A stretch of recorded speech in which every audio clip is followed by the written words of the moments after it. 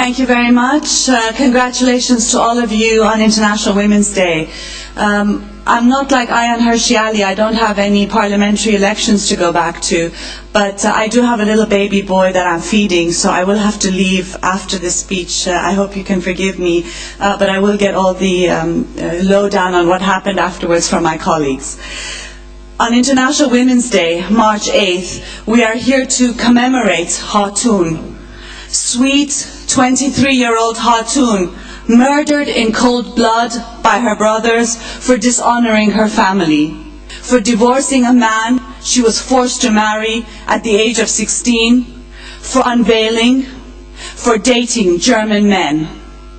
Some boys discussing her death put it clearly: she deserved to die. The whore lived like a German. To her brothers, to Islamists, to the political Islamic movement, that is all that she was. And that is all that Maryam Ayubi was, stoned to death in the Islamic Republic of Iran for sex outside of marriage.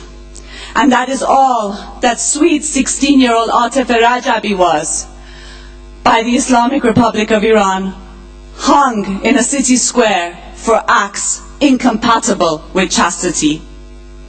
Sometimes it takes a Khatun, a Maryam, an Atife to outrage us and move us into action. I suppose it is easier to understand one woman than millions. Her refusal, her resistance, and the barbarity of the Islamic justice that was meted out against her.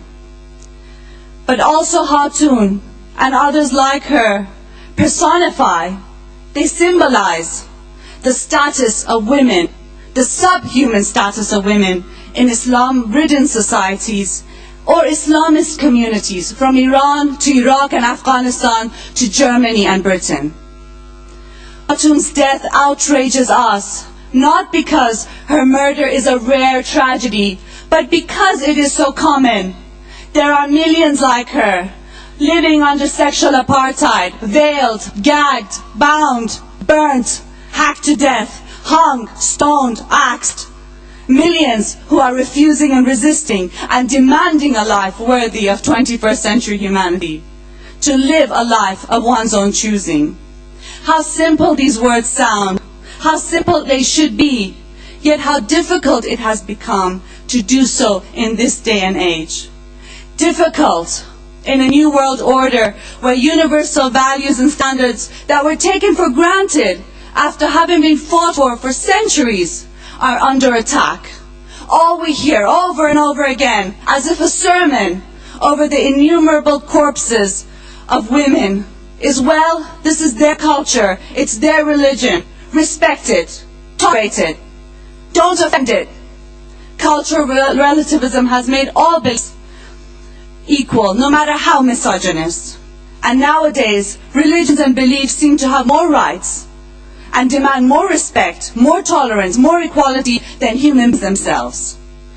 And if you cry out, if you say enough, if you say political Islam is a reactionary right-wing movement that has to be pushed back, if you demand universal rights, if you demand secularism, you are deemed a racist and an Islamophobe. This is not the case.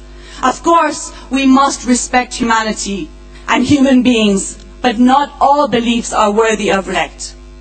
Also, criticizing a belief, the political movement that's associated with it, has nothing to do with racism. It has everything to do, though, with being the immediate necessity of our times. How many more Khatuns, how many more Maryam Ayubis, how many more Atif Rajabis before it is stopped? How can it be stopped? Definitely not by respecting it, not by tolerating it. Imagine tolerating and respecting fascism and Nazism. Would that have gotten rid of it? Not by promoting separate rights and different standards for different people, whether they live in Iran, Iraq, Afghanistan, or here in Germany and Britain or Europe.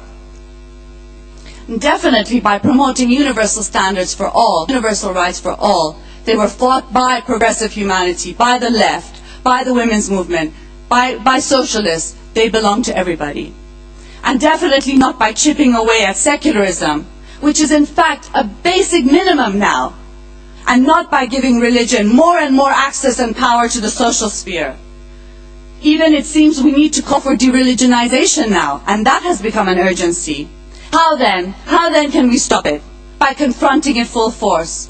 Reaction throughout history has never been pushed back by appeasing it, by excusing it, by tolerating it, by respecting it.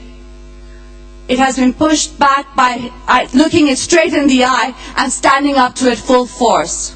We have to confront political Islam full force, uncompromisingly, shamelessly, with no ifs and buts. Enough is really enough. Thank you.